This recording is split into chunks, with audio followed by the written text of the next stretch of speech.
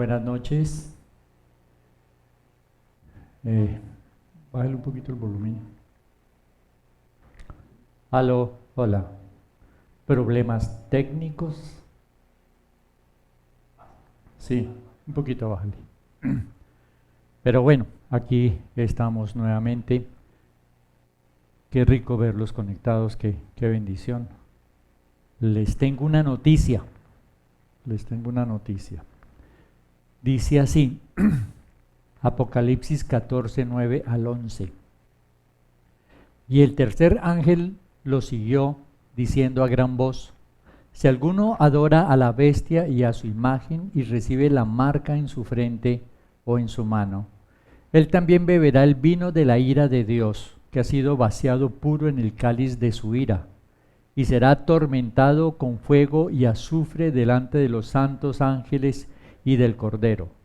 Y el humo de su tormento sube por los siglos de los siglos, y no tienen reposo de día ni de noche los que adoran a la bestia y a su imagen, ni nadie que reciba la marca de su nombre.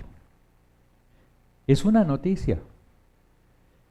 Y los que conocen a Dios saben que estas noticias de Dios se cumplen al pie de la letra.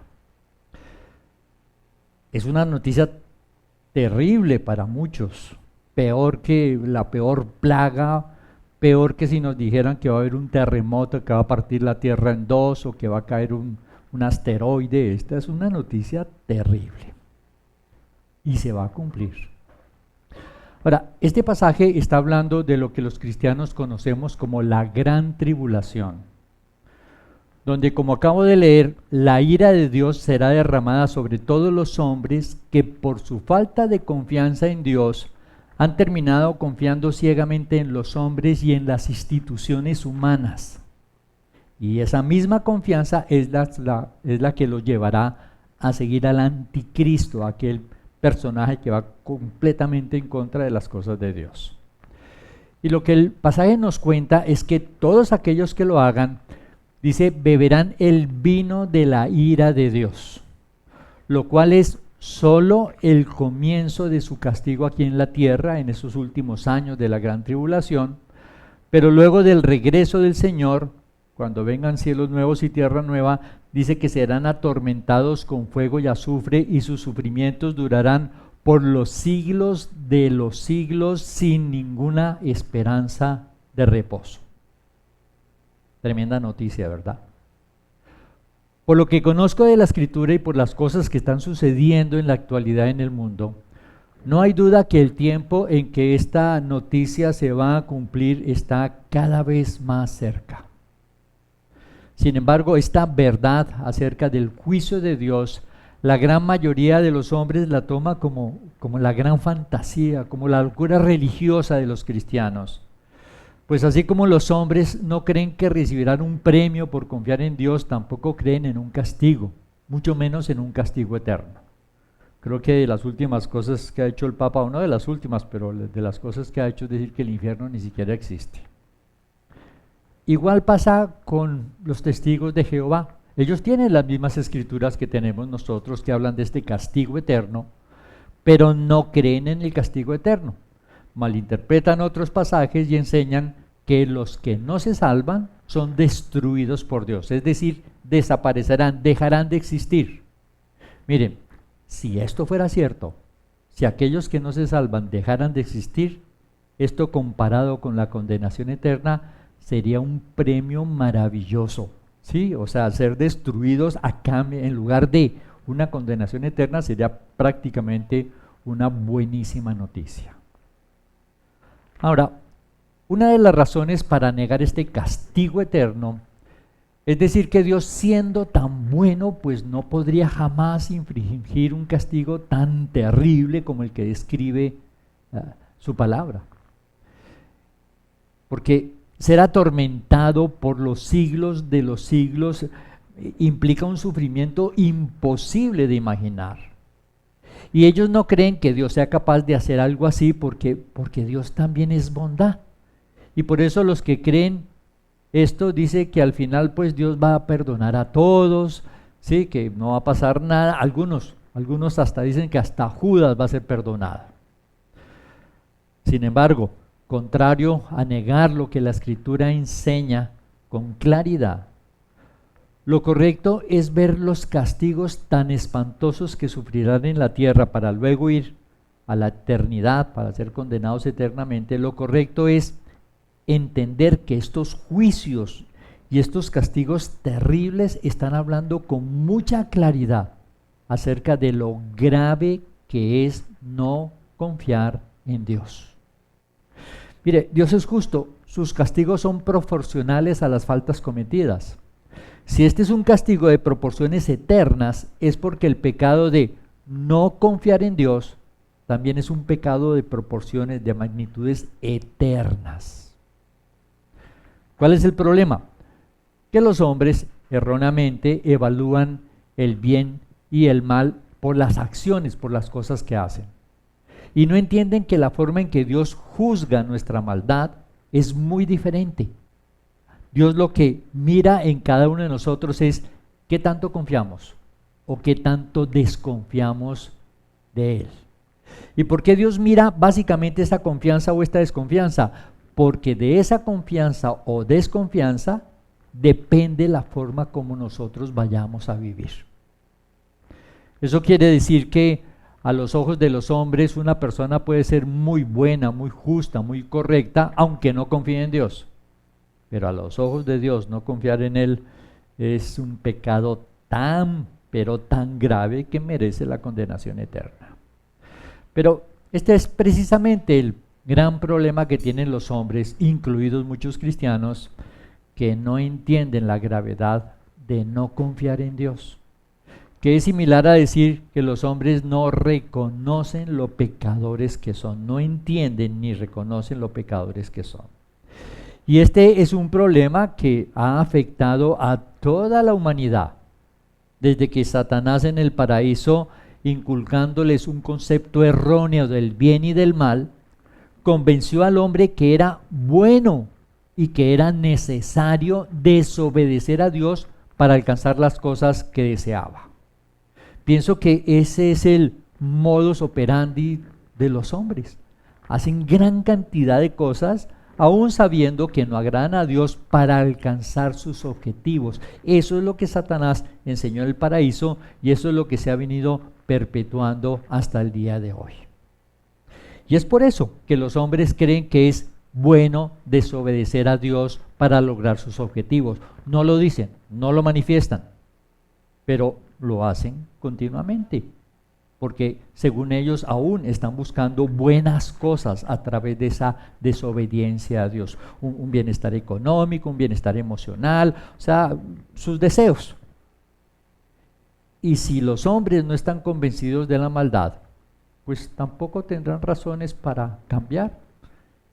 Y cuando se piensa de esta manera, este tipo de pensamientos coloca una barrera que dificulta enormemente una relación auténtica con Dios.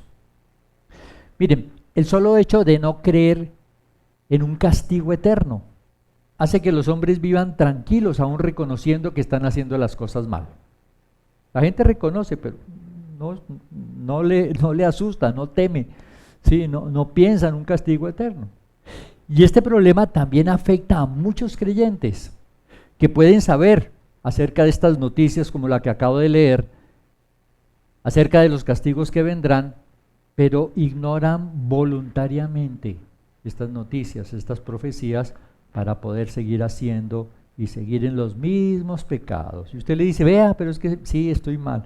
¿Y por qué? No, ¿y qué va a cambiar? No, siguen en lo mismo, o sea, están ignorando. Ahora, cualquiera de nosotros podemos morir en cualquier momento. Y entonces, ¿por qué esperar a después para dejar de pecar? Es decir, si tú estuvieras seguro que el Señor viene el fin de semana próximo, ¿seguirías viviendo igual? ¿Seguirías mintiendo? ¿Seguirías fornicando? ¿Seguirías robando? ¿Seguirías siendo injusto, tacaño o idólatra? Si supieras que la próxima semana viene. Este mismo pecado de no reconocer nuestra maldad no nos permite aprovechar y disfrutar la vida preciosa que Dios ha colocado delante de nosotros. Imagínese, les voy a dar uno de esos ejemplos traídos de los cabellos que acostumbro a dar. Imagínese que usted comete un delito en cierto país donde el castigo por lo que usted hizo es que usted sea torturado, que lo vayan a partir en pedacitos, donde la idea es mantenerlo vivo el máximo de tiempo mientras le arrancan los dedos, las uñas, los ojos, la lengua, donde el propósito es hacerlo sufrir pero lo máximo. Y entonces cuando van a comenzar con el castigo que usted se merece, ¿sí? Alguien le dice que si usted cree en Él, Él lo libra a usted de esa terrible tortura, pero que la condición es que usted tendrá que caminar 3 cuadras sin zapatos, 3 cuadras sin zapatos. La primera pregunta es, siendo usted culpable del delito que le hace merecedor de ese castigo de torturarlo y desmembrarlo a pedacitos, ¿aceptaría usted el rescate que le ofrecen a pesar de que le toca caminar sin zapatos 3 cuadras? ¿O qué prefiere, la tortura o caminar 3 cuadras sin zapatos? Creo que la respuesta de todos diría, no, pues no hay problema, yo camino 3 cuadras, hasta 6 le camino, si quiere 10.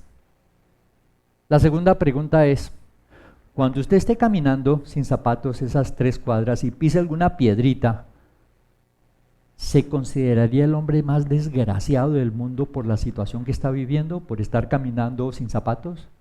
¿Y comenzaría a quejarse por lo que le está pasando? Es decir, ¿se olvidaría que ha sido librado de una tortura espantosa que sin lugar a dudas merecía, a cambio de un poquito de incomodidad? Y a pesar de tan grande beneficio y de tan gran misericordia, ¿se atrevería a quejarse por las 3 cuadras que le toca caminar sin zapatos? Sería absurdo, ¿verdad? Sería completamente absurdo. Los que hemos nacido de nuevo, gracias a que confiamos en Dios, y Él tuvo misericordia y nos regaló la salvación que nos ha librado de la condenación eterna, de allí en adelante cualquier cosa que nos pase en la tierra, por terrible y espantosa que sea, o que nos sobrevenga por hacer la voluntad de Dios, es un costo infinitamente pequeño, minúsculo, pequeñísimo, a cambio de esa salvación tan grande que hemos recibido. ¿Qué quiero decir? Que si después de haberte salvado de la condenación eterna, Dios quiere que seas pobre, o Dios quiere que estés enfermo, o Dios quiere que estés solo, eso no es nada, pero nada comparado con la condenación eterna de la cual hemos sido librados. Pero si no nos parece valioso lo que hemos recibido, si no nos parece valioso haber sido librados de esa condenación eterna, ¿qué tal que Dios nos tratara de la siguiente manera? ¿Qué tal que Dios nos dijera, si no me haces caso en esto, en este mismo instante, inmediatamente te mando para el infierno? O si te quejas por cualquier cosa, inmediatamente te mando para el infierno. Pregunto, si Dios te hablara así clarito y así de fuerte, ¿desobedeceríamos? ¿Nos quejaríamos? Sabiendo que la consecuencia inmediata sería la condenación eterna. Por supuesto que no. Ahora, ¿por qué planteo esto de esta manera? Para que entendamos que cuando desobedecemos o cuando nos quejamos por la vida que Dios nos ha colocado a vivir, es porque no hemos entendido ni lo grave del pecado de no confiar en Dios, ni la misericordia tan grande de haber sido librados de la condenación eterna. Más aún, para recibir una salvación tan grande que tampoco logramos imaginar a cabalidad. Ahora, no malinterpreten esto que estoy diciendo como si estuviera diciendo que la salvación es por obras. No, la salvación no es por obras. La salvación solo se obtiene depositando la confianza en Dios. Pero la confianza que depositamos en Dios produce en nosotros el nacimiento espiritual, y pues no podemos ignorar que cuando una persona ha nacido realmente espiritualmente, el Espíritu de Dios comienza a transformar esa vida, de tal manera que esa persona comienza a obrar de acuerdo a la voluntad de Dios. Es por esto, por lo importante que es la salvación, que en primer lugar debemos asegurarnos de haber nacido de nuevo. Sí, debemos asegurarnos de haber nacido de nuevo, lo cual, insisto, se va a notar en un cambio en nuestras vidas, pero no solo en la manera de hablar. Yo conozco a algunos que solo ha cambiado su manera de hablar. Y es también por esto, por la importancia de la salvación, que debemos compartir el mensaje de salvación. Es más, no debemos tener ninguna duda de que para eso fuimos escogidos por Dios, como lo vimos la semana pasada y como lo podemos leer en el siguiente pasaje de la Escritura, 1 de Pedro 2, 9 y 10.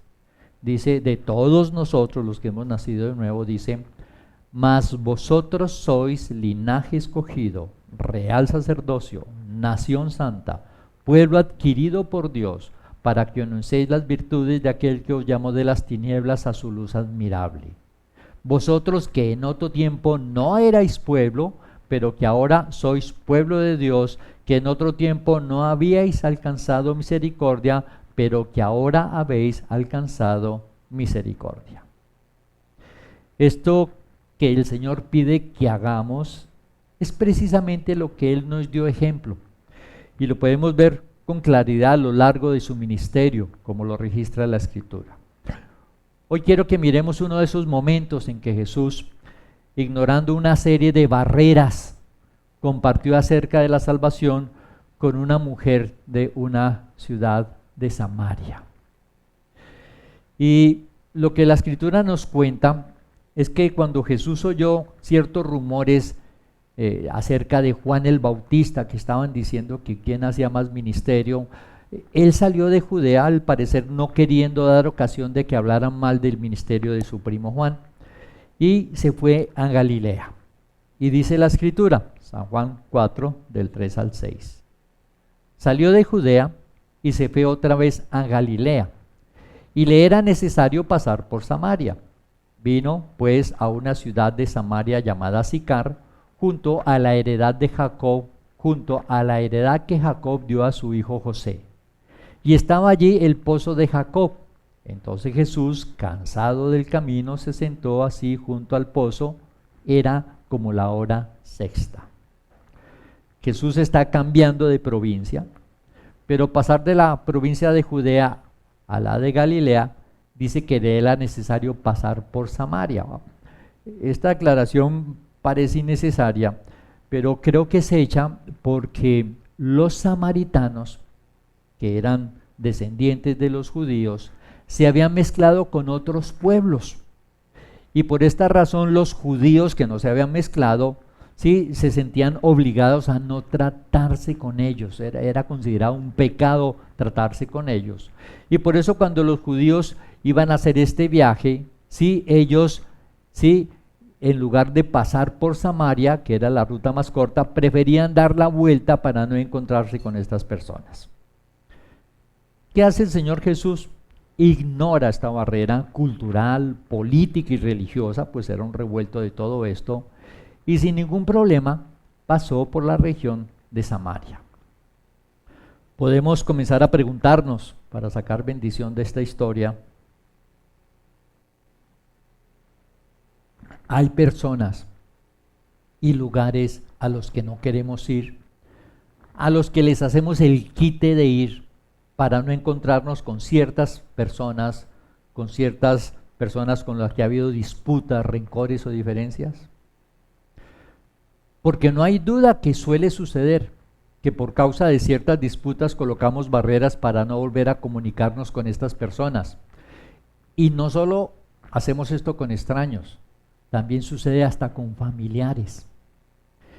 Y más grave aún, no solo colocamos barreras cuando nos han tratado mal, también somos capaces de colocar barreras cuando somos nosotros los que nos hemos portado mal.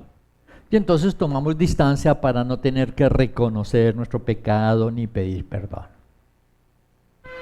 Contrario a esta mala actitud, que es falta de perdón o falta de reconocimiento de lo que hemos hecho mal, el Señor Jesús nos da ejemplo de cómo hay que ignorar esos asuntos para tener la oportunidad de relacionarnos y compartir el mensaje de salvación. El pasaje continúa diciéndonos, versículo 7, San Juan 4:7, vino una mujer de Samaria a sacar agua, y Jesús le dijo, dame de beber. Pues sus discípulos habían ido a la ciudad a comprar de comer. La mujer samaritana le dijo, ¿cómo tú, siendo judío, me pides a mí de beber, que soy mujer samaritana? Y aclara la escritura, porque judíos y samaritanos no se tratan entre sí. La mujer, que parece que no era una perita tan dulce, más adelante se nos cuenta que ella había tenido 5 maridos y que tenía otro que no era su marido, no había acabado con su historia. Ella responde de acuerdo al conflicto existente entre judíos y samaritanos. Y por eso, en respuesta a la petición de Jesús, le pregunta lo más seguro en tono de crítica, como cuando a alguien le dicen, ¿y a usted qué le pasa? ¿O cómo se atreve? ¿Cómo se le ocurre, sí, hacer semejante petición? Ahora, seguramente muchos han oído la expresión, un vaso de agua no se le niega a nadie. Es decir, un vaso de agua es algo tan barato, y la necesidad de agua o la sed que alguien puede sentir es algo tan importante que se supone que hasta el más malo o el más tacaño no niega un vaso de agua. Eran las 12 del día, a la hora sexta eran las 12 del día, y a esa hora el calor en esa región es muchísimo. Lo sé porque he estado allí, en ese lugar, en el pozo de la Samaritana, a esa hora he estado allí. Y algunos inclusive argumentan que esta mujer salía a esta hora precisamente porque era tal el calor que era muy probable que no se encontrara con alguien. O sea, la gente evitaba salir a esa hora, pero ella salía porque esperaba no tener que socializar, para no tener que hablar de su vida, para que no le hicieran ciertas preguntas a lo mejor. Y lo otro que debemos tener en cuenta en esta escena es que en la cultura hebrea, en la cultura judía, para ellos atender al viajero o al inquilino era una responsabilidad muy grande. Inclusive dentro de las leyes de los judíos existía que si un viajero pasaba por un huerto, podía comerse todas las frutas que quisiera, no podía llevarse ninguna, pero podía comerse las que quisiera y nadie podía decirle nada. ¿Por qué? Porque en su cultura atender a los viajeros, ya que ellos habían sido peregrinos durante muchos años, era algo que ellos debían hacer. Mire, era tan exagerado respecto de este asunto que encontramos historias en la escritura donde algunos, para defender a sus huéspedes, eran capaces de ofrecer a sus hijas vírgenes para que sus huéspedes no fueran molestados. Así de absurdo era este asunto. Sin embargo, a pesar del calor, a pesar de que no se niega un vaso de agua, a pesar de la cultura, a pesar de todo este condicionamiento, ¿sí?, esta mujer le estaba negando el vaso de agua al Señor Jesús. ¿Qué hace Jesús? No hace caso, ¿sí?, a este desplante que podía ser considerado como una ofensa dentro de su cultura, y él continúa la conversación para lograr su objetivo. Y entonces le dice, versículo 10, respondió Jesús y le dijo, si conocieras el don de Dios y quién es el que dice, dame de beber, tú le pedirías y él te daría agua viva. Jesús le dice 3 cosas. La primera, si conocieras el don de Dios, el regalo de Dios. En la escritura del Viejo Pacto aparece esta frase, el don de Dios, y se usa para dar a entender que es un regalo de Dios que el hombre pueda disfrutar de la vida. Y esto podría entenderse como que Jesús está diciendo que ella está desperdiciando en ese momento el regalo de Dios que podía llevarla a disfrutar verdaderamente de la vida con la bendición de Dios. Y es lo que le pasa a muchos. Mire, a veces escuchamos decir que el solo hecho de estar vivos es una bendición muy grande, es un regalo muy grande. Sin embargo, esa no es toda la verdad. Y por eso podemos leer en el libro de Eclesiastés que dice que la vida es vanidad, aflicción, sufrimiento, pérdida de tiempo. Y el escritor tiene mucha razón al decir esto, porque la vida sin conocer a Dios y peor aún, terminada sin conocer a Dios, termina siendo la mayor desgracia o la mayor maldición que una persona pueda haber recibido. Y es por esto que esta mujer, por decidir mantener vivo su conflicto, su pelea, su resentimiento, está desperdiciando la oportunidad de vivir la preciosa vida que Dios tiene para ella, que no puede disfrutar porque aunque cree que Dios existe, no está confiando en Él. Yo sé que muchos de los que me escuchan saben que Dios existe, pero la pregunta es, ¿estamos confiando en Él? ¿Vivimos tranquilos, llenos de paz, llenos de gozo y por supuesto haciéndole caso si es que estamos confiando en Él? ¿O por nuestra confianza en los hombres o en nosotros mismos o por nuestra confianza en las instituciones del mundo estamos llenos de miedo? Viene la segunda ola, ya están hablando, luego hablan de la tercera y la cuarta, ya hasta películas que hablan de eso.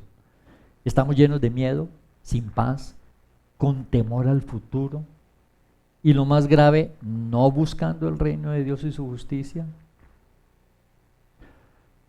Lo segundo que Jesús le dice es que si ella conociera quién es el que le está pidiendo agua, tomaría las cosas de manera completamente diferente de lo que lo estaba haciendo. Jesús en otra ocasión, hablando de quién era Él, de quién es Él y de quiénes somos los que hemos creído en Él, dijo algo que es muy importante, Mateo 10:40. El que a vosotros recibe, a mí me recibe. Y el que me recibe a mí, recibe al que me envió. Insisto, esto que dijo Jesús es muy, pero muy importante. Es más, pienso que muchos cristianos ignoran esto por completo. Y los que lo sabemos, continuamente nos olvidamos de esta tremenda verdad. Porque lo que está diciendo el Señor Jesús es que cuando un hijo de Dios, un auténtico creyente, llega donde una persona a compartirle el Señor, a edificar su vida o a exhortar y corregir la doctrina, y estas personas lo reciben, a quien realmente están recibiendo es al Dios Todopoderoso. Así de importante es esta verdad. E igualmente cuando nos rechazan, no es a nosotros, sino al mismísimo Dios que a través de nosotros quiere darles su amor y su misericordia. Jesús sabía quién era Él. Jesús sabía que quien lo recibiera a Él estaría recibiendo al Padre. La pregunta es, ¿sí sabemos quiénes somos nosotros? ¿Sí estamos convencidos de que quien nos recibe a nosotros está recibiendo o está rechazando al Padre, al Creador de los cielos y la tierra? Déjeme preguntárselo de otra forma. ¿Está usted convencido que cuando va donde otra persona, es Dios acercándose a esa persona para tener misericordia de ella? Recuerdo que en cierta ocasión, compartiendo el evangelio con alguien, esta persona se ofendió y comenzó a insultarme y a decir cosas horribles. Y fue increíble porque a pesar de lo grande de sus ofensas, no me afectó en lo absoluto. No me molestó, no me ofendí. Tanto que después del evento yo meditaba en esa situación y me preguntaba, oiga, pero ¿por qué no me molestó si lo que dijo era como para darle un golpe, oiga, para ofenderse? Y entendí que mi respuesta llena de tranquilidad ante las ofensas y las injurias que recibía era porque tenía la firme convicción en mi corazón de que no me estaba rechazando a mí, tampoco estaba rechazando mi forma de pensar. Tenía la certeza de que estaba rechazando al Señor, al Todopoderoso, al Creador de los cielos y la tierra. Y por eso mi reacción, lejos de molestarme, fue, pobre hombre, no tiene ni idea de lo que está haciendo. No tiene ni idea a quién está rechazando. Y la verdad es que eso me sigue ocurriendo hasta el día de hoy.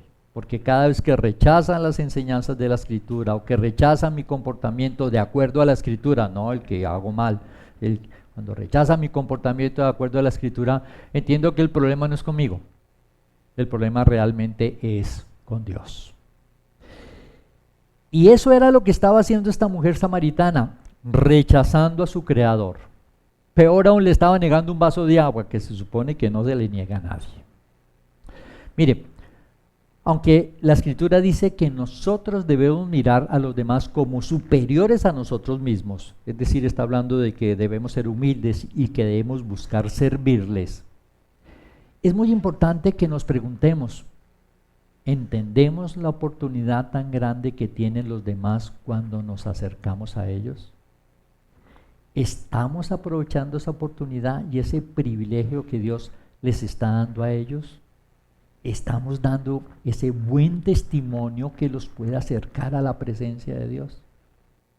Porque la realidad es que tenemos muchísimo, pero muchísimo que darle a las personas, solo que ellas no saben quiénes somos nosotros. Y tristemente a veces nosotros nos olvidamos de quiénes somos en el Señor. Es más, por lo importantes que somos para la salvación del mundo, aunque el mundo no lo reconozca, de parte de Dios contamos con una protección especial, pero no por nosotros mismos, sino por lo que somos y por lo que podemos hacer en las manos de Dios, dando oportunidad de que el mensaje de Dios sea conocido. Y no solo contamos con esa protección especial para poder hacer la voluntad de Dios, sino que además de eso, Dios promete una bendición para aquel que nos recibe, una recompensa para aquel que nos recibe. Bendición que depende también de la clase de cristianos que seamos nosotros. Lo podemos leer, está en Mateo 10:41, dice así: el que recibe a un profeta por cuanto es profeta, recompensa de profeta recibirá. Y el que recibe a un justo por cuanto es justo, recompensa de justo recibirá. Y cualquiera que dé a uno de estos pequeñitos un vaso de agua fría solamente por cuanto es discípulo, de cierto os digo que no perderá su recompensa. Se mencionan 3 diferentes recompensas para quien recibe al profeta, que es aquel que predica, comunica las cosas de Dios, al justo, que es aquel que ha sido perdonado por Dios, dice, y a los pequeñitos, que son los que están comenzando su vida cristiana. Recompensa que obviamente muchos están perdiendo, no solo por no recibir apropiadamente a los cristianos, sino a veces por recibir y ayudar a falsos cristianos que son en realidad depredadores de ovejas.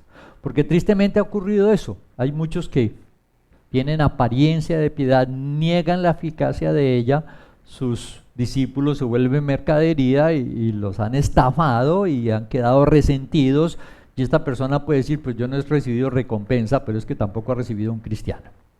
Ahora, si dice que algo tan sencillo como dar un vaso de agua no se quedará sin recompensa, creo que podemos entender que cualquier cosa que hagamos para ayudar a los hermanos en la fe tampoco se quedará sin recompensa. Sin embargo, hay que aclarar varias cosas. En primer lugar, cuando ayudamos o recibimos a diferentes cristianos, no debemos hacerlo pensando en la recompensa. Porque si en eso es lo que estamos pensando, estamos mal, ya que el Señor nos enseña que debemos ayudar sin esperar nada a cambio. También hay que aclarar que cuando la Escritura menciona que somos especiales a los ojos de Dios, y lo somos, no lo hace para que nos llenemos de orgullo y seamos prepotentes con los demás, porque hay cristianos que, Dios mío, dan susto de lo orgullosos que son. ¿Por qué? Porque la Escritura también dice en Filipenses 2:3, nada hagáis por contienda o por vanagloria, antes bien con humildad, estimando cada uno de los demás como superiores a él mismo. O sea que no es esa la razón. Perdón. Pero ser humildes no significa que nos debemos olvidar del privilegio de ser linaje escogido, real sacerdocio, pueblo escogido por Dios para compartir el mensaje de salvación. Ahora, he venido hablando en estas últimas semanas acerca de las barreras que impiden que comportamos el amor de Dios. Hoy quiero mencionar otra que es sutil y es la siguiente. ¿Qué sucede cuando usted se va de vacaciones y conoce un sitio espectacular y que además resultó súper económico? ¿Acaso no comparte de ese sitio con aquellos que usted sabe que tienen la posibilidad de ir? Con sus familiares, con sus amigos. ¿Acaso no les cuento? Uy, es súper chévere, barato, no, lindísimo.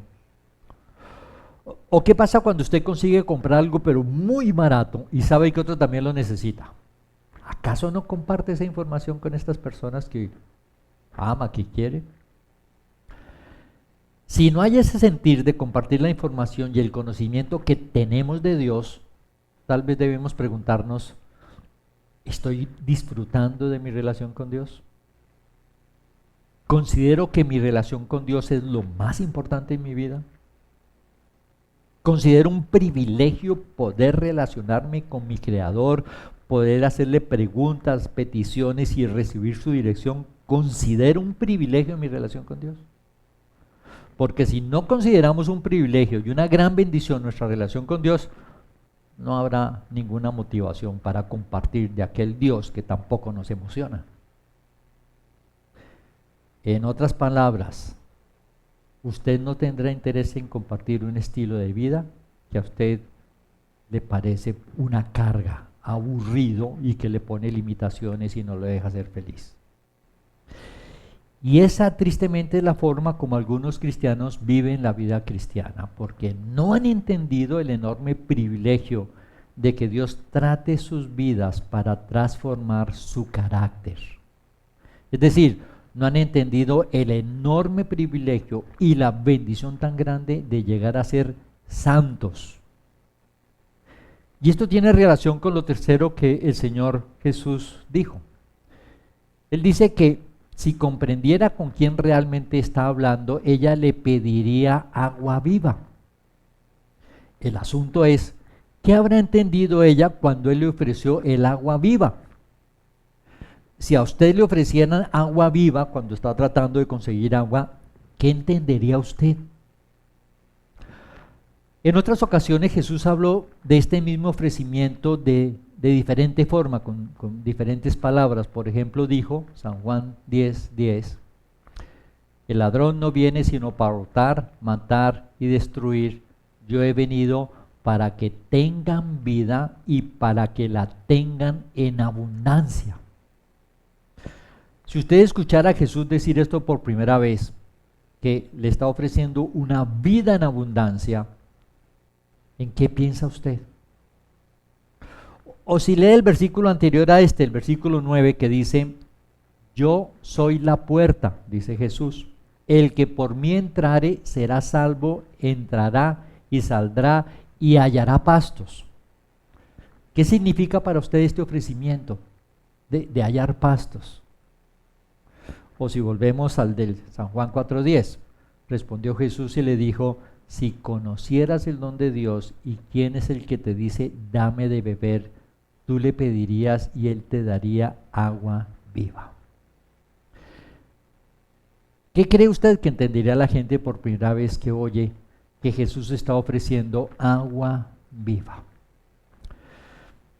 Bien, yo creo que cualquiera de estas expresiones hará volar la imaginación de los hombres, haciéndoles pensar en una vida mejor, con más abundancia, sin problemas, sin las personas que le caen gordas, con mucha diversión, con fama, con mucha salud. Pero difícilmente lograremos entender lo que verdaderamente es la vida cristiana. Y por eso, al continuar leyendo el pasaje, notamos precisamente esto, que la mujer no entendió de qué se trataba el ofrecimiento de Jesús, y por eso dijo, San Juan 4:11, la mujer le dijo, Señor, no tienes con qué sacarla, y el pozo es hondo, ¿de dónde pues tienes el agua viva? Es decir, ella entendió que esa agua viva era la misma agua de aquel pozo que ella siempre había tomado, y que además Jesús no tenía ni con qué sacarla. Es decir, no creyó que Jesús pudiese darle algo que igual, digamos, algo ni siquiera igual a lo que ella tenía. De ese tamaño fue la respuesta de eso. Y tal vez por esto, porque no entiende de qué le está hablando realmente, es que lo confronta con uno de los patriarcas del cual ellos sí habían recibido muchos beneficios. Ahora, ¿por qué habían recibido muchos beneficios? Dice el versículo 12, ¿acaso eres tú mayor que nuestro padre Jacob, que nos dio este pozo, del cual bebieron él, sus hijos y sus ganados? Notemos que cuando ella piensa en el ofrecimiento de Jesús, lo compara con lo que hizo Jacob, que abrió ese pozo del cual bebieron por generaciones sus hijos. O sea, ¿de qué está hablando? De bienes materiales. El agua en Israel en aquella época era valiosísima por las tremendas sequías y por la escasez tan grande. Hoy los judíos, de acuerdo a las profecías, han hecho de Israel un huerto del Edén. Sí, están tratando el agua del mar, la están regalando a los palestinos. O sea, es increíble la cantidad de agua que hay hoy, pero en aquella época un pozo de agua era una tremenda bendición, porque de eso dependía la vida, el bienestar, los ganados. Y entonces cuando ella piensa en el ofrecimiento de Jesús, ella sigue pensando en cosas materiales, que es lo que le pasa a la mayoría de las personas cuando se les habla que Dios tiene un plan maravilloso para su vida, y entonces lo relacionan con las buenas cosas que no han podido lograr, con los problemas que no han podido solucionar, que no le dejan disfrutar la vida, y difícilmente las personas entienden que el verdadero problema está en su corazón, que el problema es el pecado que hay en su corazón, que es de lo que Dios los quiere librar. Pero pensar de esta manera es normal en la gente que comienza la vida cristiana. Sin embargo, lo que es un error y bastante serio es que cuando un cristiano lleva bastante tiempo, siga pensando igual. La pregunta que te puedes hacer para evaluar cómo estás tú es: cuando tú obedeces a Dios, ¿lo haces esperando recibir qué? ¿Qué estás esperando tú a cambio de tu obediencia a Dios? ¿Acaso estamos esperando, como la gente del mundo, que nuestra obediencia a Dios nos dé platica, salud, un buen marido, una buena esposa? Ahora, ciertamente Dios, por causa de nuestras desobediencias, puede mandarnos una crisis económica, de salud, una crisis emocional, y lo hace con el propósito de que revisemos nuestra vida cristiana, para que, llegando a reconocer nuestros pecados, los corrijamos con su ayuda. Sin embargo, aunque Dios pueda tratarnos de esta manera con estas cosas, el objetivo que Dios tiene para nosotros no es que estemos bien económicamente, ni que tengamos buena salud, ni que tengamos marido o la mujer perfecta o unos hijos maravillosos. No, esas son las herramientas. El verdadero objetivo a través de estas cosas, que no tienen valor verdadero comparado con lo que Dios nos quiere dar, es enseñarnos a confiar en Él. Pues la confianza en Dios es lo más valioso que podamos poseer. Insisto, no hay nada más valioso que la confianza en Dios. Recuerdo hace muchos años un noticiero que pasaron a 6 hermanitos muy pobres, tan pobres que tenían 2 uniformes y se los turnaban para ir al colegio. Claro, cuando pasaron la noticia en el noticiero, sí, la gente vio que con 2 uniformes los 6 hermanitos se turnaban los zapatos y todo. Pues esas noticias conmueven y pues llegaron una cantidad de cosas y les regalaron, y bueno, la vida les cambió. Esas noticias me conmueven, ¿sí? Me conmueve cuando con tan poco uno puede dar felicidad temporal a las personas. A veces he pasado en un semáforo y le he dicho, recuerdo haberle dicho a mis hijos alguna vez: vea lo que va a pasar, y saco un billete de 2.000 o de 5.000 y le doy a una niñita que está pidiendo plata, y reciben el billete, y eso es un agradecimiento pero increíble, y dice uno lo que 5.000 pesos pueden hacer en una vida de una persona así. El problema es que esas cosas solo dan felicidad temporal. Y allí está el problema. La vida es muchísimo más que la comida y el vestido. Y por eso Jesús le dijo a esta mujer, que no lograba entenderle, San Juan 4:13, Respondió Jesús y le dijo: cualquiera que bebiere de esta agua volverá a tener sed. Como ella no entendía de qué se trataba la bendición y seguía pensando en las cosas materiales, le dijo eso: el agua del mundo solo puede saciar la sed temporalmente. Y es lo mismo que enseña la Escritura de muchas formas, por ejemplo en el libro de Eclesiastés, respecto de todas las cosas que los hombres puedan hacer en la tierra.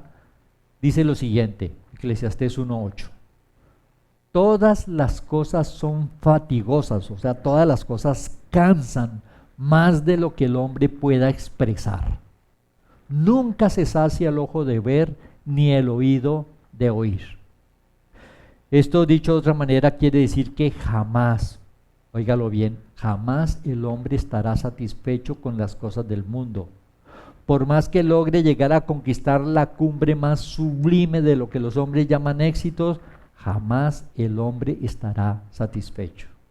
Y es por esta razón que los hombres no se pueden detener, pues quieren poseer cada vez más y más, llegando aún a producir muchísimo daño a los semejantes a su alrededor por causa de su egoísmo, por causa de su codicia y de su ambición. Creo que en esto he insistido sin parar a lo largo de todo mi ministerio. Siempre ha sido muy claro para mí. Y he insistido muchísimo para buscar sacar del engaño aún a aquellos cristianos que en su relación con Dios su gran objetivo es buscar el bienestar, la estabilidad, ¿sí? A través de la familia y las cosas materiales, porque inclusive pensar en una linda familia, una buena esposa, unos buenos hijos que van a llenar nuestra vida, tampoco, ¿sí? Es algo que pueda funcionar. El agua del mundo siempre va a producir más sed. Y eso fue lo que le dijo Jesús. ¿Cómo poder dejar de sentir esta sed que produce el agua del mundo? Hay dos formas. La primera es muérase. Muérase.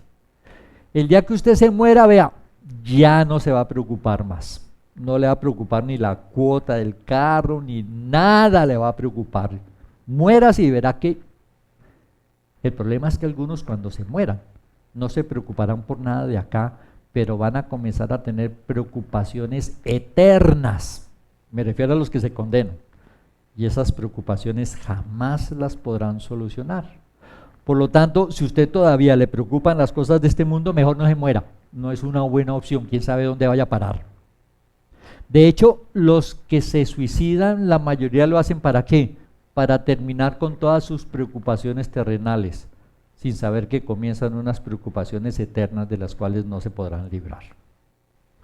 La otra forma, la correcta, de dejar de sentir sed por las cosas del mundo, es aceptar el ofrecimiento de Jesús. Le dijo así, San Juan 4:14: mas el que bebiere del agua que yo le daré, no tendrá sed jamás, sino que el agua que yo le daré será en él una fuente de agua que salte para vida eterna.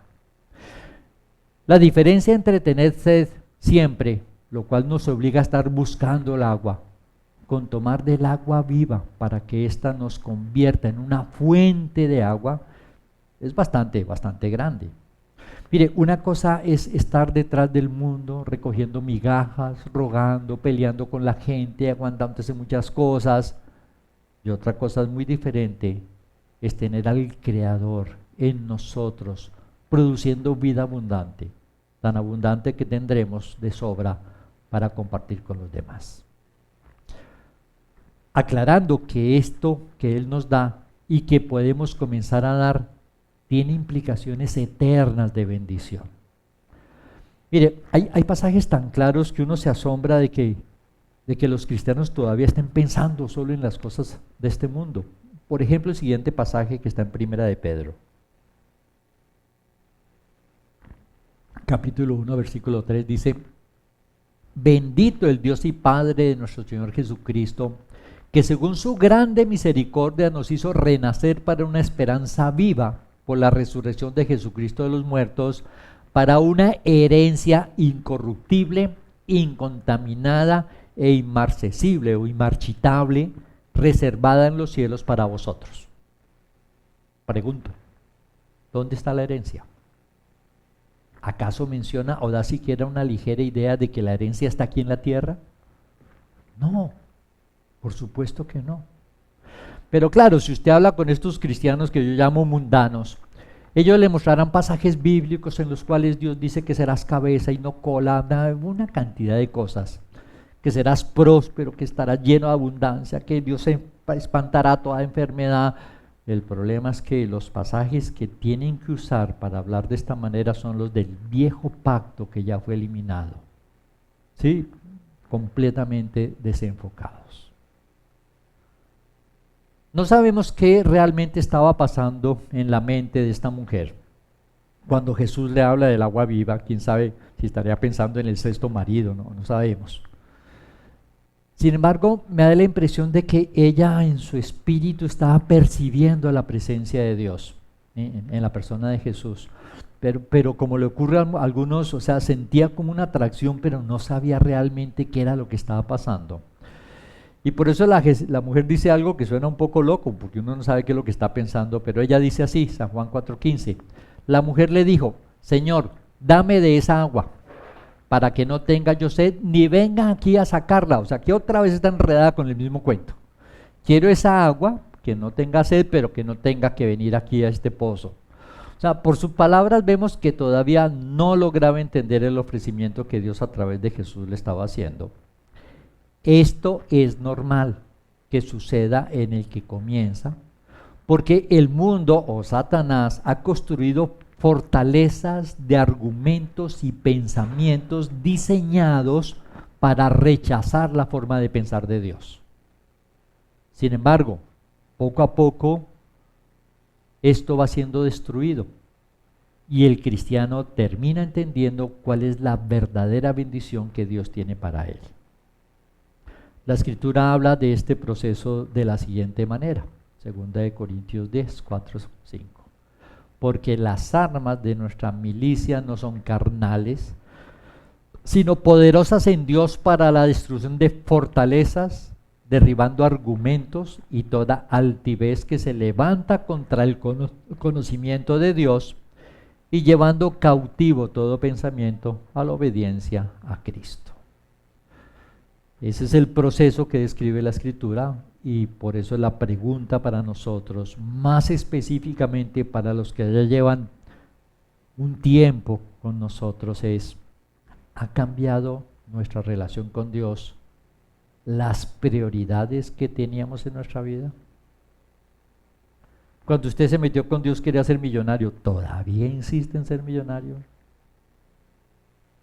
¿Ha cambiado nuestra relación con Dios, las prioridades que teníamos en nuestra vida? Ya entendemos, como aquella publicidad de casa, carro y beca, que aunque son la bendición de Dios, las cosas materiales son bendición de Dios para los buenos y para los malos, pero este tipo de cosas no son la verdadera bendición del cristianismo. O sea, cualquiera impío, incrédulo que se va para el infierno puede ser bendecido por Dios con casa, carro y beca, todas esas cosas, pero esa no es la bendición del cristianismo. Es decir, ya entendemos que Jesús no murió en la cruz para que fuéramos ricos, prósperos, sino para librarnos del pecado. Cuando la mujer samaritana le pide agua, el agua viva, aunque insisto que ella no había entendido realmente de qué se trataba, Jesús le dice, San Juan 4:16, Jesús le dijo: ve, llama a tu marido y ven acá. Respondió la mujer y dijo: no tengo marido. Jesús le dijo: bien has dicho, no tengo marido, porque 5 maridos has tenido y el que ahora tienes no es tu marido. En esto has dicho con verdad. Esto has dicho con verdad. Imagínese que usted fuera la mujer samaritana o que usted fuera el hombre samaritano, porque de todo hay. ¿Cómo se sentiría usted ante las palabras de Jesús que lo están desnudando por completo de las apariencias? La verdad, yo he visto personas que con mucho menos que esto reaccionan sintiéndose agredidos. Alguna vez también compartiéndole a alguien le dije que todos los hombres somos pecadores y se puso furioso. Me dijo: no sea atrevido, usted no tiene ni idea si yo soy pecador o no. Uy, disculpe. Creo que lo mismo hubiera podido hacer la mujer samaritana. Ella hubiera podido decirle a Jesús: ¿usted qué le importa con quién ando yo? ¿Cómo así que 5 maridos? ¿Usted cómo sabe? El asunto es que ante la verdad de Dios, y esto va a ocurrir a lo largo de nuestra vida, las verdades de Dios siempre nos van a confrontar con la realidad que hay en nuestra vida. Y podemos tomar una actitud de defendernos, de disculparnos, de negar o de someternos ante la autoridad y la revelación que Dios hace. En este caso vemos que la mujer acepta y está considerando la posibilidad de someterse, pues le dice a Jesús, San Juan 4:19, le dijo la mujer: Señor, me parece que tú eres profeta. Es decir, no se molesta porque él haya denunciado su pecado. Y comienza a pensar que si le dice profeta es porque este hombre me está diciendo palabras que provienen de Dios. La pregunta ¿es necesaria la confrontación? Es decir, como es de maluco decirle a la gente sus errores, comenzando porque uno no sabe si van a negar o qué va a pasar. ¿No será posible obviar este punto de que son pecadores y continuar con lo que sigue? Y pues la respuesta es no. Si no hay arrepentimiento, que es en realidad un reconocimiento de lo que estamos haciendo mal, no va a haber un cambio de vida. En este caso en particular, cuando Jesús le habla de 5 maridos y el que tiene no debería tenerlo, le está mostrando en la práctica cómo el agua del mundo no llena. 5 maridos y todavía no estaba contenta. ¿Sí? 5 maridos y sigue insistiendo. Esa es el agua del mundo. Cambiando para obtener una vida feliz. Sin Cristo no funciona. Y es la pregunta que debemos hacernos nosotros. Si las cosas que estamos haciendo con nuestra vida, incluidas aquellas cosas que de golpe hacemos mal pensando que son una solución, si estas cosas no llenan nuestra vida, la pregunta es: ¿hasta cuándo vamos a seguir insistiendo en conseguir cosas que vemos que no llenan nuestra vida? Y peor aún, que por estar buscándolas nos llevan a desobedecer a Dios, evidenciando nuestra incredulidad. ¿Hasta cuándo vamos a seguir en este asunto? La palabra arrepentirse en la Escritura quiere decir cambiar de manera de pensar, cambiar de dirección. Por supuesto, una cosa es pensar en cambiar, porque la cosa no está funcionando muy bien, y otra es tomar la decisión de cambiar. Creo que he visto muchísimo a lo largo de los años de ministerio, he visto a muchísimas personas que cuando hablo con ellas, sí, estoy mal. Sí, no, es que fulano, no, es que fulana, no, es que la tía, no, sí, es que mi papá. O sea, cantidad de personas reconociendo que está mal, pero no cambian, no toman la decisión de cambiar. Mira, busca a Dios, deja tus pecados. Es más, estás acusando al otro de los mismos pecados que tú cometes. ¿Cuándo vas a cambiar? No, sí, más adelante. Y no cambian. Algunos creyentes dicen que cuando esto pasa es que esos cristianos están oprimidos por Satanás. Y por eso, aunque dicen que ven las cosas con claridad, no toman la decisión de cambiar, o sea, no están viendo nada claro. Lo que normalmente hacemos en esos casos, además de orar, es tratar de insistir. A veces uno le insiste tanto a ciertas personas que cambien, que ya no lo quieren ver a uno, entonces uno pues se calla un tiempo, no por miedo, sino para que no espantarla, a ver si Dios trata su vida y recibe la luz. Pero también a veces aparecen otras barreras. En este caso con esta mujer, cuando Jesús ya la confronta de frente con su pecado, aparece la barrera religiosa.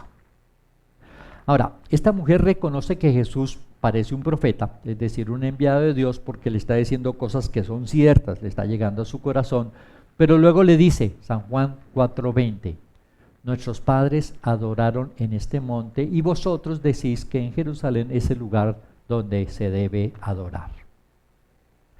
Es decir, cuando el Espíritu Santo le está diciendo a algunas personas que deben cambiar su forma de vivir, cuando les muestra su pecado, es cuando estas personas se acuerdan que ya tienen una religión. No es que yo soy católico, no es que yo soy mormón, no es que yo soy tal cosa. Y usan esa religión que ya tienen, que en realidad no les interesa, como un argumento para decir, no, es que yo no me puedo cambiar de religión. Cuando me ha pasado esto, yo hasta les ayudo a que usen esa disculpa, y entonces a algunos les he dicho cuando los veo titubeando, le digo, seguramente tú eres de los que se relacionan con Dios a tu manera. Eso les gusta a la gente que uno le diga, no, es que tú crees en Dios y te relacionas a tu manera. Sí, no, claro, es que yo me relaciono con Dios a mi manera, me dicen. Son pocos los que no responden así. Los que no responden así son los de la religión de la evolución, eso es una religión, eso es pura fe. Los de la religión del ateísmo, eso es una religión, y digo que religión porque todo lo que ellos creen lo creen por fe, no se puede probar nada de lo que ellos dicen, tienen más fe que nosotros. Pero en general, cuando me dicen que creen y se relacionan con Dios a su manera, entonces yo los confronto de la siguiente manera, les digo, vea, cuando usted va a la universidad, cuando usted trabaja, cuando usted se alimente, cuando usted se mueve, todas estas cosas usted las hace de acuerdo a lo que está establecido. Es decir, una persona no va a la universidad a inscribirse a la hora que le da la gana, a las clases que le da la gana, a hacer los exámenes cuando le da la gana y paga lo que él quiera. No. Todas las cosas que hacemos en el mundo las hacemos de acuerdo a lo que está establecido o no funciona. En todos lados, usted dice quiero ser socio de un club pero no quiero pagar y no quiero hacer la solicitud y quiero entrar cuando me dé la gana. No, los hombres nos sujetamos a todas estas cosas del mundo aún al punto de dejarnos oprimir por las normas del mundo. Y entonces la pregunta que les hago a estas personas es, si ustedes se sujetan a todas estas normas del mundo, ¿de dónde creen que con Dios sí se pueden relacionar como a ustedes les dé la gana? ¿Cómo así que a mi manera?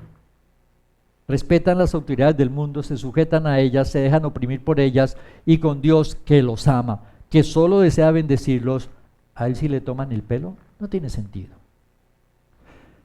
Jesús le habla a esta mujer acerca de su error, le aclara que la salvación viene de los judíos, refiriéndose a que el pueblo judío fue el canal escogido por Dios para traerlo a Él, al Hijo de Dios, el único que puede dar salvación.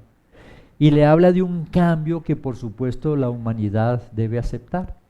Le dice San Juan 4:24, Dios es espíritu y los que le adoran en espíritu y en verdad es necesario que adoren. Esto, como ya sabemos, tiene relación con el nacimiento espiritual, que es lo único que nos habilita para tener una relación en espíritu con nuestro Dios. Toda esta conversación la lleva a acordarse de las profecías. Y entonces la mujer le dice a Jesús, San Juan 4:25, le dijo la mujer, sé que ha de venir el Mesías llamado el Cristo, cuando Él venga nos declarará todas las cosas. Y Jesús le dice, increíble, ¿no? Jesús le dijo, yo soy el que habla contigo. O sea, qué privilegio tan enorme el de esta mujer. Qué privilegio tan enorme el de esta mujer. Como es el privilegio que pueden tener aquellos que reciban a un cristiano que va a compartir su fe. Esto traído a nuestro tiempo y en nuestra cultura quiere decir exactamente lo siguiente: Jesucristo es Dios. Él dijo que era Dios, no un profeta, no un buen hombre, Dios mismo. Y todo lo que el hombre debe responder es si cree o no cree que Jesús sea Dios. Y esa sola respuesta definirá su destino eterno. Sin embargo, aclaro que esto no es cuestión de palabras. Hay muchos que declaran con toda certeza que Jesucristo es Dios. Sin embargo, sabemos, porque la Escritura nos da ciertos parámetros para evaluar, que estos que declaran que Jesucristo es Dios no son cristianos. Aunque hablen de Jesucristo, pueden ser líderes, ancianos, obispos o hasta pastores. ¿Sí? ¿Por qué? Porque están fuera de los parámetros de la Escritura. El pasaje continúa diciendo, versículo 27, en esto vinieron sus discípulos y se maravillaron de que hablara con una mujer. Sin embargo, ninguno dijo, ¿qué preguntas o qué hablas con ella? Notemos que a los discípulos les pareció extraño que Jesús estuviera hablando con esta mujer. ¿Por qué? Pues porque para hacerlo Jesús cruzó una serie de barreras que seguramente ellos no hubieran cruzado. Y esto que hizo el Señor Jesús, tenemos que aprender a hacerlo. Y continúa la Escritura diciendo algo muy increíble. Versículo 28, entonces la mujer dejó su cántaro y se fue a la ciudad y dijo a los hombres, venid, ved a un hombre que me ha dicho todo cuanto he hecho. ¿No será este el Cristo? Jesús le dijo que era el Cristo, pero ella todavía dudaba, ¿no? Entonces salieron de la ciudad y vinieron a él. Al leer esto que hace la mujer, ¿sí? Y tengamos en cuenta que las mujeres no tenían ni voz ni voto dentro del pueblo de Israel. Por eso se extrañaron de que Jesús hablara con ella. Una mujer que hablaba no era tenida en cuenta. Pero esta mujer va y le dice a los hombres, al ver esto que hace la mujer podemos preguntarnos lo siguiente, ¿cuánto tiempo necesita una persona que ha creído en Jesucristo para comenzar a hablar de Él? ¿Cuánto tiempo necesitó esta mujer?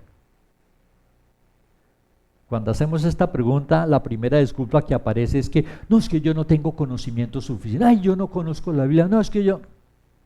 Pero si revisamos lo que esta mujer hizo, podemos ver que prácticamente cualquiera puede hablar de Dios a los demás, aún de forma tan sencilla como lo hizo esta mujer. Fíjense que ni siquiera les aseguró, parece que es profeta, pero sembró la inquietud y eso fue suficiente para que ellos vinieran. Y si ella teniendo dudas fue capaz de traer a otros a Jesús, ¿qué podrá hacer usted que está convencido que Jesús es el Señor? ¿O es que no está convencido? Mire, déjeme insistir, así como el mundo está usando las redes sociales para engañar a los hombres, no nos quedemos atrás, usémoslas para comunicar la verdad. Compartamos el link, compartamos los mensajes, invitemos a las transmisiones, hagamos reuniones de célula por Zoom, hagamos grupos de oración. Podemos hacerlo. ¿Qué tan importante es este asunto? Si seguimos leyendo, versículo 31, entre tanto los discípulos le rogaban diciendo, Rabí, come. Él les dijo, yo tengo una comida que comer que vosotros no sabéis. Entonces los discípulos decían unos a otros, ¿le habrá traído alguien de comer? Jesús les dijo, mi comida es que haga la voluntad del que me envió y que acabe su obra. Mire, este pasaje siempre me ha parecido una locura, me parece pero exagerado lo que Jesús está diciendo. Porque imagínense que es como si llega la hora de almorzar y mi esposa me llama y me dice, mi amor, está servida la comida, y yo le contestará, mi comida es hacer la voluntad del que me envió y que acabe su obra. Yo creo que si me sirven el almuerzo y yo contesto así, van a decir, se chifló. Y eso es lo que estaba haciendo Jesús. Fueron a traer comida, cuando llegaron con la comida, le ofrecieron, y él dijo, no, mi comida es hacer la voluntad. Ahora, pienso que es algo muy loco lo que Jesús hace allí. Pero, ¿qué quería Jesús al decir esto? Quería que ellos entendieran la suprema importancia de hacer la voluntad de Dios. La comida es lo que hace que los hombres podamos existir. La voluntad de Dios es más importante que la comida. ¿Sí? Hacer la voluntad de Dios es lo que nos permite realmente vivir la vida maravillosa que Dios nos ha dado. Hacer las cosas normales, comer la comida del mundo, trabajar solo pensando en las cosas del mundo no va a lograr nada diferente. Y pienso que Jesús usó este ejemplo que me parece exagerado para mostrarnos eso. Insisto, la comida física es lo que nos permite estar vivos. La voluntad de Dios es lo que nos permite estar vivos de verdad. Y luego de plantear que lo más importante para Él, que debe ser igualmente lo más importante para nosotros, les dice con toda claridad, versículo 35, ¿No decís vosotros, aún falta 4 meses para que llegue la siega? He aquí os digo, alzad vuestros ojos y mirad los campos, porque ya están blancos para la siega. Esa es otra de las disculpas. No, la gente, el tiempo no es... Jesús le dice, vea, ustedes piensan que faltan 4 meses.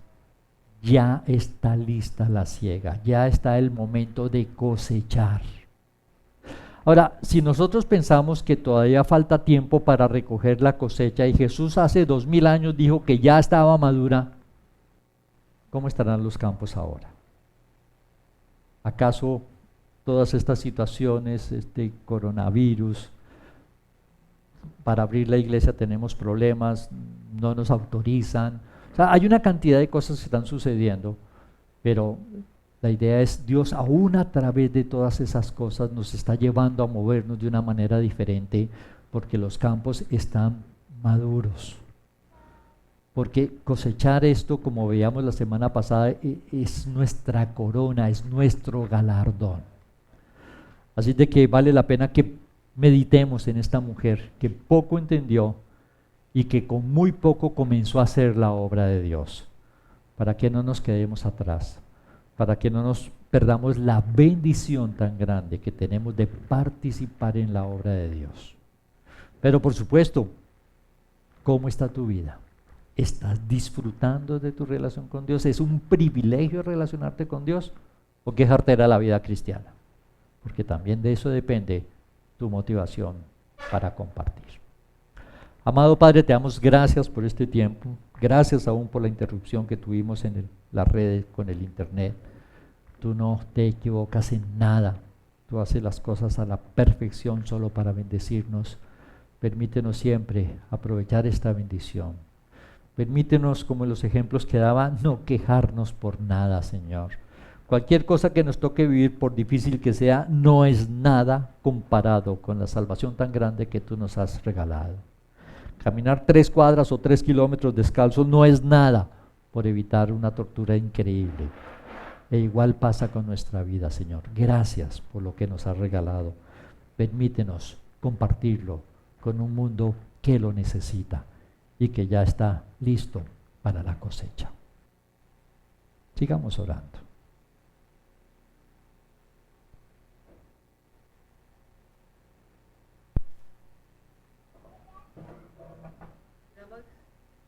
Damos gracias, Señor.